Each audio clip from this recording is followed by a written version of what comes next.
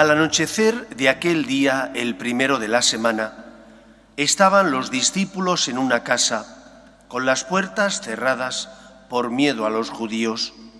Y en esto entró Jesús, se puso en medio y les dijo: «Paz a vosotros». Y diciendo esto, les enseñó las manos y el costado. Y los discípulos se llenaron de alegría al ver al Señor. Jesús repitió: «Paz a vosotros. Como el Padre me ha enviado, así también os envío yo». Y dicho esto, exhaló su aliento sobre ellos y les dijo: «Recibid el Espíritu Santo. A quienes les perdonéis los pecados, les quedan perdonados. A quienes se los retengáis, les quedan retenidos». Palabra del Señor.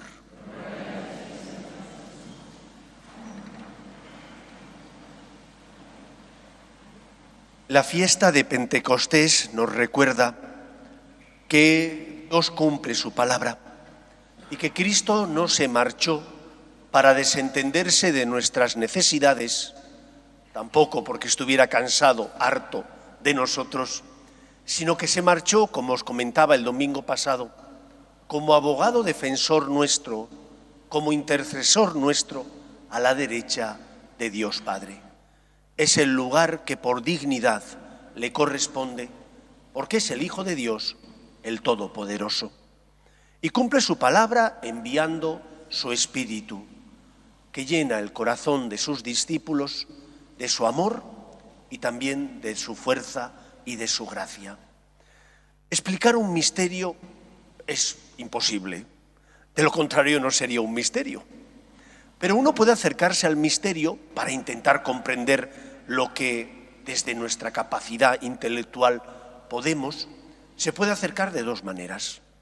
Una primera forma, difícil, y yo creo que a veces da muy poquitos resultados, es intentar definir la esencia del misterio. Y una segunda forma, mucho más sencilla, es describir la esencia del misterio, que no es lo mismo. Definir, tienes que utilizar palabras concretas que expresen lo que ha ocurrido. Describir, tienes simplemente que, observando lo que ha ocurrido, decir qué ha pasado, había un antes y un después, que ha cambiado en la vida de aquellos que recibieron el Espíritu. Creo que es mucho más fácil describir lo que ha ocurrido y los efectos del Espíritu que intentar definir ese misterio. Y ese es el camino que yo voy a seguir. ¿Qué ocurrió en Pentecostés? Que Cristo envía su Espíritu, el Espíritu reparte sus 7 dones y la vida de la Iglesia, la vida de los apóstoles, cambia como de la noche a la mañana. Si aquellos estaban encerrados por miedo a los judíos, encuentran en el Espíritu la fuerza necesaria para salir adelante, para romper el miedo y predicar a todos los pueblos que Cristo, el Hijo de Dios, aquel que sin dejar de ser Dios asumió nuestra condición humana, aquel que entregó la vida en la cruz, está vivo, ha resucitado y por lo tanto ha vencido al pecado. En síntesis, esta es la esencia del mensaje.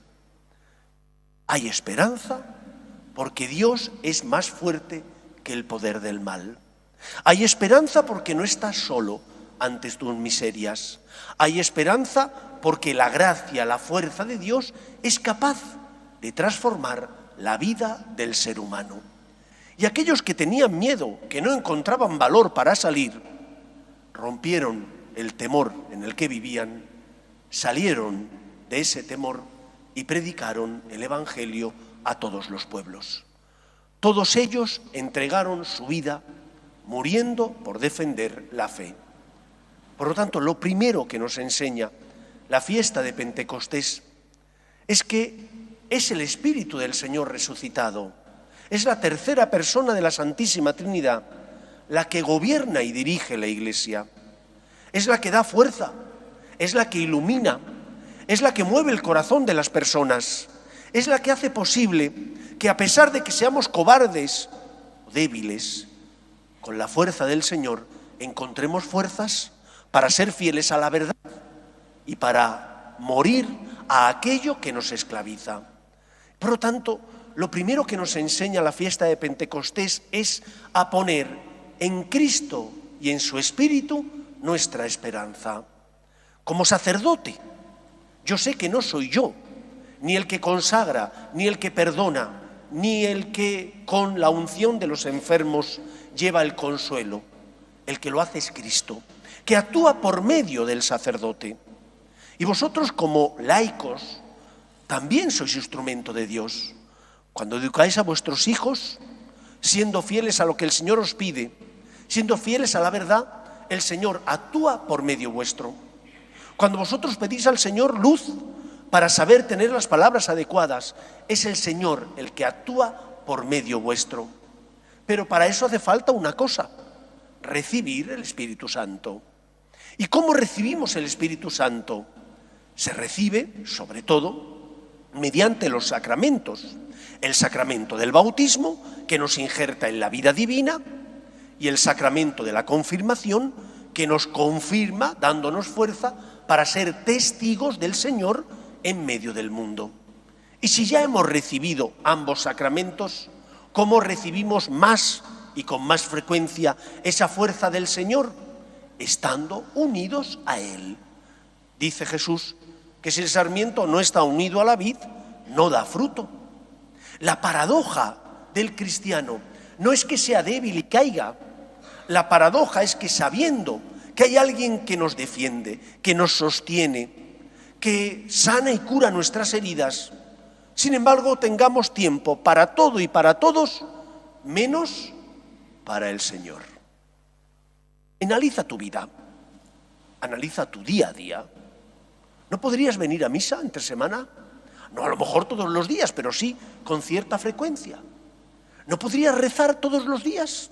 Es que no tengo tiempo, es que llego muy tarde y estoy cansado. No es verdad.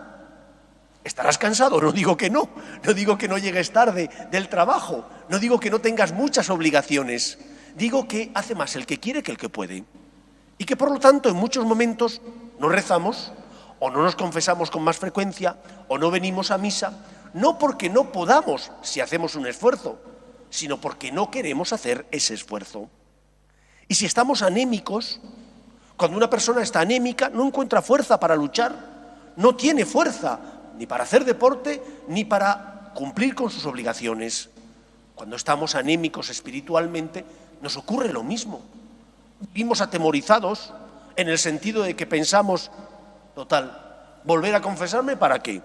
Si voy a volver a caer, total. Intentar ser una persona honesta, ¿para qué? Si al final el resto no se comportan como deben. Nosotros encontramos fuerza en Cristo y en su Espíritu que mueve nuestro corazón. Pero si no estamos unidos a Él, no podremos dar fruto, el fruto que el Señor espera que demos como hijos suyos y como miembros del cuerpo místico que es la Iglesia. Solo si estamos unidos a Cristo, solo si su Espíritu habita en nosotros, podremos, gracias a su amor, dar los frutos que el mundo necesita y que la Iglesia precisa, colaborar en definitiva con Cristo en la obra de la salvación. Por lo tanto, arriésgate, pierde el miedo a comprometerte con el Señor. Nosotros no podemos seguir a Cristo como si fuera una idea, porque Dios no es una idea, es una persona. Y por lo tanto, este Dios Padre, Dios Hijo y Dios Espíritu Santo, que siendo tres personas divinas son un solo Dios, tiene el deseo de que le amemos. Y amar no es simplemente dar el mínimo. Y amar no es simplemente buscar cuánto menos me puedo complicar la vida para de esa manera no sufrir. Amar significa darte plenamente. Y el Señor te espera. Y cuando abres tu corazón a Cristo, cuando dejas que Él con su gracia mueva tu corazón, el Espíritu del Señor hace maravillas en tu vida, ayudándote a comportarte como una persona honesta, con principios, dándote fuerzas para amar a los demás como Él te ama a ti, teniendo, por lo tanto, también el deseo de ser fieles a lo que el Señor nos pide, haciendo su voluntad. Primera enseñanza, por tanto, el Espíritu viene a dar fuerza y es el que dirige la Iglesia.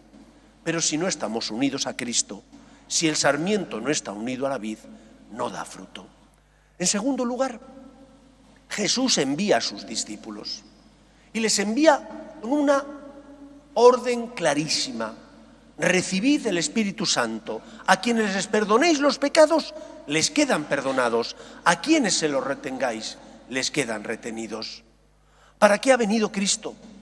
¿Para ser el Dios tapa agujeros al que solo vengo a pedirle cuando creo que tengo necesidad material de Él? Porque tengo una enfermedad, porque tengo problemas laborales, porque hay dificultades matrimoniales. ¿Qué duda cabe que cuando tengo problemas tengo que venir a pedir a mi Padre Dios ayuda? No es malo. Jesús dice, pedid y se os dará, llamad y se os abrirá. Pero, ¿solamente tengo que pedir cosas materiales? Eso es lo primero. Lo segundo, ¿pido o exijo? Porque muchas veces no pedimos, sino que exigimos. Y yo como sacerdote muchas veces confieso a personas que me dicen, Padre, es que me he enfadado con Dios. ¿Por qué te has enfadado con Dios? Porque no entiendo.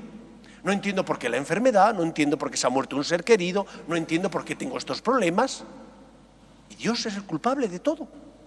Pero no es el culpable de las cosas buenas que tienes, solo es el culpable de lo malo que te ocurre. Ah, caray. Y si analizas tu vida, muchas veces te das cuenta de que esos males que tienes a veces son un misterio y no sabemos por qué, pero otras veces hay una relación causa-efecto. ¿Fumabas demasiado? ¿Bebías en exceso? ¿Cómo has educado a los tuyos? Así después muchas veces obtienes un resultado. Por lo tanto, no te puedes enfrentar a Dios. No puedes pretender no solo que Dios actúe a tu arbitrio, como a ti te parece, sino que además le hagas el causante de todos los problemas que tienes en tu vida. Pero no seas agradecido dándole gracias por todas las cosas buenas que tienes, que son muchas veces muchas más que los problemas que tenemos.